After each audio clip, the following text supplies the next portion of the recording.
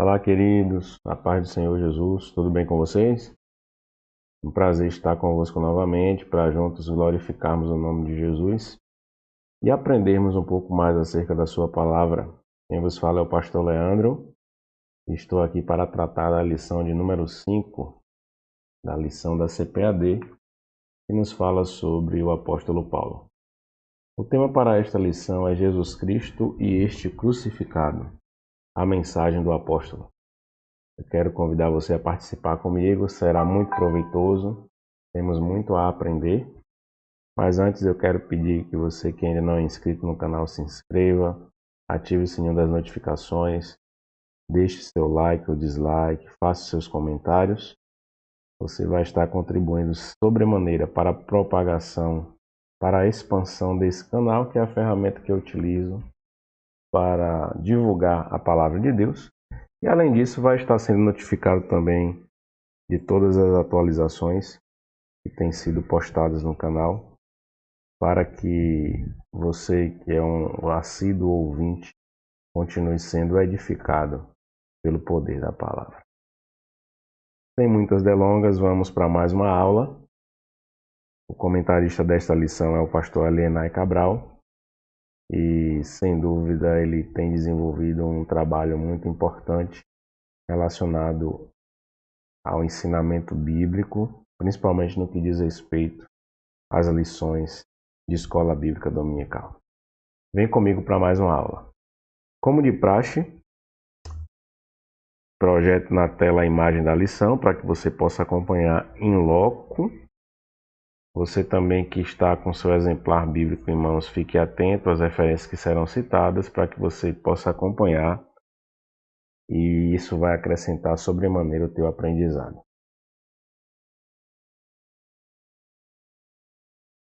Como eu disse, a lição é de número 5, que nos fala sobre a mensagem do apóstolo, e o texto áureo está na primeira carta de Paulo aos Coríntios, capítulo 1, verso 23. Veja o que diz o texto. Mas nós pregamos a Cristo crucificado, que é escândalo para os judeus e loucura para os gregos. A verdade prática nos diz: o Cristo crucificado, o centro da mensagem da cruz, é a encarnação da verdadeira sabedoria para a salvação. Falando da leitura diária, que eu sempre recomendo que você a utilize como seu devocional, porque você vai estar em contato com a palavra de Deus diariamente, além de estar enriquecendo o conteúdo da lição. Na segunda, a palavra de Cristo é o poder de Deus. Na terça, a simplicidade da mensagem de Paulo. Na quarta, a pregação de Paulo é o Evangelho de Deus. Na quinta, o Evangelho é a manifestação do poder de Deus. Na sexta, onde está a sabedoria do mundo? E no sábado, a mensagem da cruz revela quem nós somos. A leitura bíblica em classe está na carta de Paulo aos Coríntios, primeira carta de Paulo aos Coríntios, capítulo 1, verso 18 ao 25 e capítulo 2, versos de 1 ao 5. Acompanhe comigo essa leitura que será a base para a nossa reflexão. Primeiro, capítulo 1, nos diz assim: porque a palavra da cruz é loucura para os que perecem, mas para nós que somos salvos é o poder de Deus. Porque está escrito: destruirei a sabedoria dos sábios e aniquilarei a inteligência dos inteligentes. Onde está o sábio? Onde está o escriba? Onde está o inquiridor deste século? Porventura não tornou Deus louca a sabedoria deste mundo? Visto como na sabedoria de Deus o mundo não conheceu a Deus pela sua sabedoria, aprove a Deus salvar os crentes pela loucura da pregação. Interessante. Porque os judeus pedem sinal e os gregos buscam sabedoria. Mas nós pregamos a Cristo crucificado, que é escândalo para os judeus e loucura para os gregos. Mas para os que são chamados, tanto judeus como gregos, lhes pregamos a Cristo, poder de Deus e sabedoria de Deus. Porque a loucura de Deus é mais sábia do que os homens, e a fraqueza de Deus é mais forte do que os homens. Maravilha, maravilha. Tremendo. 1 Coríntios capítulo 2, a partir do verso 1. E eu, irmãos, quando fui ter convosco, anunciando-vos o testemunho de Deus, não fui com sublimidade de palavras ou de sabedoria. Olha que interessante. Porque nada me propus saber entre vós, senão a Jesus Cristo e este crucificado. E eu estive convosco em fraquezas, e em temor, e em grande tremor. A minha palavra e a minha pregação não consistiram em palavras persuasivas de sabedoria humana, mas em demonstração do Espírito e de poder, para que a vossa fé não se apoiasse em sabedoria dos homens, mas no poder de Deus. Aleluia! Que texto tremendo! Sobre ele iremos meditar. Vamos continuar. Os hinos sugeridos são 182, 291 e 350 da harpa cristã. O objetivo geral da lição é ressaltar que Jesus Cristo e este crucificado é o centro da mensagem cristã. E os objetivos específicos são: primeiro, destacar a centralidade da pregação de Paulo; segundo, elencar as expressões-chave na doutrina de Paulo; terceiro, pontuar os efeitos da mensagem da cruz. Então, sobre esses assuntos iremos nos debruçar. Falando da introdução, veja que o autor traz para nós, de forma muito pontual e interessante, que Paulo descobriu a verdade sobre o Cristo crucificado e ressurreto, e por isso sua missão de vida foi pregar aos judeus e aos gentios. O Cristo crucificado era o Salvador prometido nas profecias dos antigos profetas de Israel. Assim, o crucificado foi sua mensagem central. Para ressaltar essa centralidade, devemos prestar atenção nas expressões que se destacam em suas cartas. Quais são elas? Evangelho de Cristo, Cristo crucificado e Cristo ressurreto. Então, iremos trabalhar o quanto a mensagem da cruz traz impacto para a vida espiritual e pessoal. Jesus Cristo crucificado é o centro, sem dúvida, da mensagem cristã. E no tópico 1 veremos a centralidade da pregação de Paulo e dentro desse tópico 3 aspectos: o mistério de pregação e o Cristo crucificado, a palavra da cruz é a loucura da pregação e como isso se manifestou para os judeus e para os gregos. Então vamos lá, a centralidade da pregação de Paulo.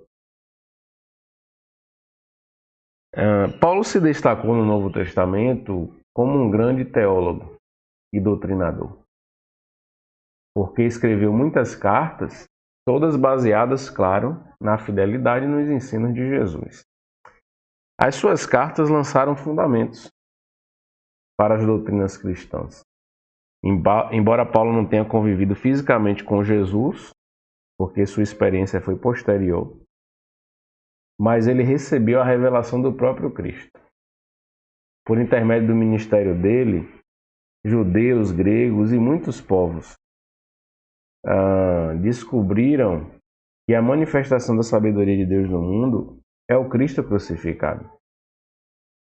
Por isso que eles foram chamados por Deus para ver no crucificado o único meio de salvação e de verdadeira sabedoria, porque a Bíblia diz que há um só mediador entre Deus e os homens, Jesus Cristo, e ele é a própria sabedoria de Deus.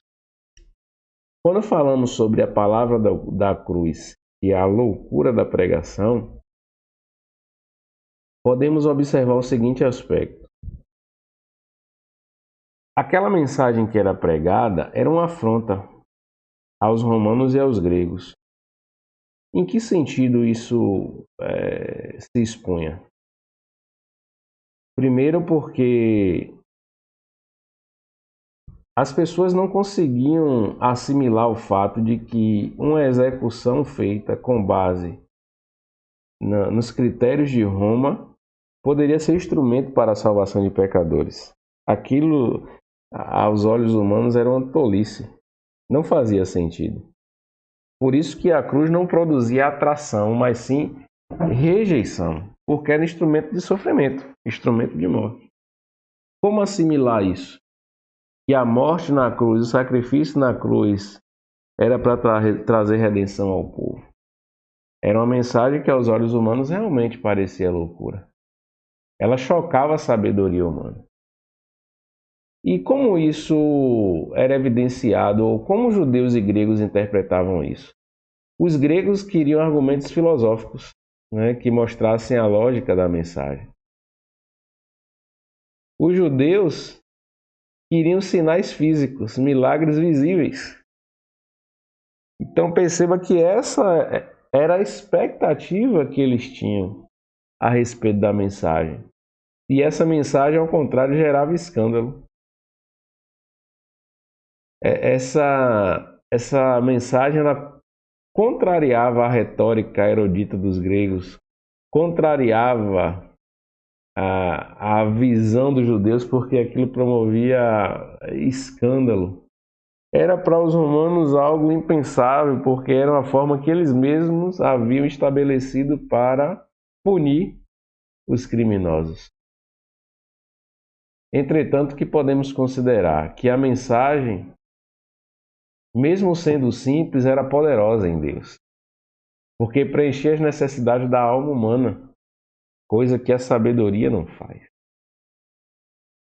O que podemos compreender é que o Evangelho é poderoso para salvar o homem que crê. Logo, para os que perecem, a palavra da cruz é loucura, mas para nós cristãos é o poder de Deus para salvar o ser humano. Porque as coisas naturais são compreensíveis aos olhos carnais, mas as coisas sobrenaturais, as coisas espirituais, são incompreensíveis aos olhos carnais.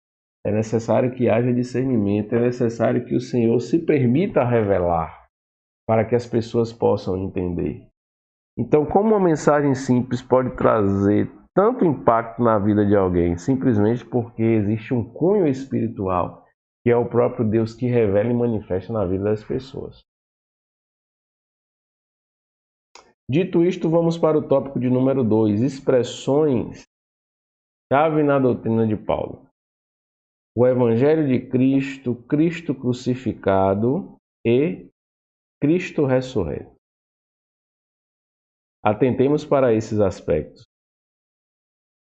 Quando Paulo usa essas expressões, não é algo sem sentido. É muito pelo contrário, é algo que faz todo sentido. É algo que se concretiza como chave para a compreensão da mensagem que Paulo estava trazendo para o povo, para os seus ouvintes, para aqueles que ele desejava, quis e muitos que ele alcançou. Como podemos compreender isso? Evangelho de Cristo.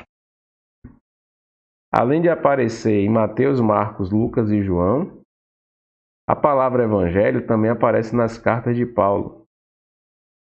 Das 76 ocorrências dessa palavra no Novo Testamento, 54 estão presentes nas cartas paulinas. Então veja que Paulo usou e abusou dessa expressão, né? Por isso podemos dizer que ela é central para a doutrina assinada pelo apóstolo. E o que significa especificamente? Evangelho, boas novas, ou boa nova, ou boa notícia.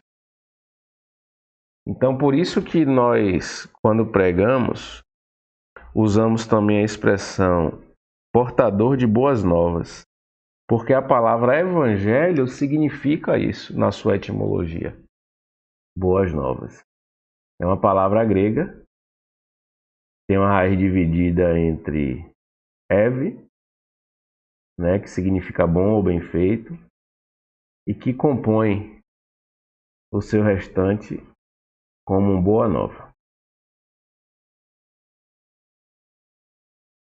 O Senhor nos ordenou que levasse essa boa nova para toda criatura. Veja que Jesus comissionou isso aos discípulos, dizendo: ide por todo o mundo, pregai o evangelho, pregai a boa nova, levai as boas notícias.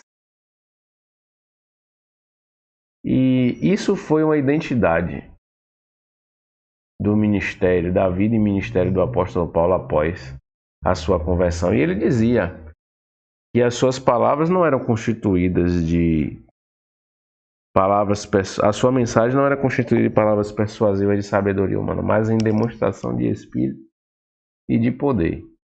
Ou seja, se olharmos lá em Romanos 1, 16 e 17, iremos perceber isso de forma muito clara. É um poder divino, dinâmico, que atua de maneira imediata na vida do pecador. São as boas novas de Cristo. A outra expressão é Cristo crucificado. Então, perceba que Paulo também traz essa expressão. E a palavra da cruz, na lógica paulina, é o tema dominante da mensagem do Evangelho. Se o mundo interpreta e julga como loucura a mensagem do Cristo crucificado, o apóstolo afirmava que era a mais sublime de todas. Era a demonstração da sabedoria de Deus. Porque a cruz traz uma ideia de fraqueza ou loucura para quem não crê, mas poder e sabedoria de Deus para os que creem. Olha que coisa interessante. Esse contraste entre sabedoria e loucura está sempre presente nas mensagens de Paulo. Porque os homens não conseguem alcançar a sabedoria divina, pois são escravos do pecado. E por isso essa sabedoria parece loucura. Então é importante salientar isso. O homem, por estar afastado de Deus, o homem, por estar distante de Deus, o homem, por estar limitado pelo pecado, ele não consegue compreender a mensagem de Cristo, porque o pecado lhe traz essa limitação, lhe traz essa barreira, lhe traz essa venda nos olhos. O pecado confirma o que Paulo disse, que o Deus deste século cegou o entendimento dos incrédulos para que não lhes resplandeça a luz do Evangelho de Cristo. Quando falamos sobre isso, fica muito claro. Outra expressão, outro termo usado pelo apóstolo era Cristo ressurreto. Então não podemos falar da morte de Jesus sem tratar o aspecto da ressurreição, porque sem a ressurreição a cruz não teria sentido. A pregação de Paulo seria vã, como ele disse em 1 Coríntios 15, 14. Por isso ele descreve, né? Cristo morreu por nossos pecados, segundo as Escrituras, foi sepultado e ressuscitou ao terceiro dia. Preciso fazer uma observação acerca das aparições de Jesus pós-ressurreição. É importante salientar que o apóstolo Paulo registra isso em 1 Coríntios 15, dos versos 3 a 8. E ele traz as seguintes informações, né? De que, inclusive, Lucas também fala que ele apareceu por cerca de 40 dias aos discípulos. Então, Paulo diz o seguinte, que Jesus apareceu a Cefas e em seguida aos 12, depois apareceu a mais de 500 irmãos de uma vez, dos quais a maior parte ainda vive. Depois apareceu a Tiago, em seguida a todos os apóstolos e por último de todos apareceu também a mim. 1 Coríntios 15, palavra do apóstolo Paulo. Então perceba que esse aspecto da ressurreição de Cristo é fundamental para a doutrina cristã. E com a ressurreição, Cristo completa a obra da salvação, consumando nossa libertação do domínio do pecado e nossa justificação perante o Senhor. Lembra que já trabalhamos sobre o tripé da salvação? Jesus é aquele que justifica, regenera e santifica.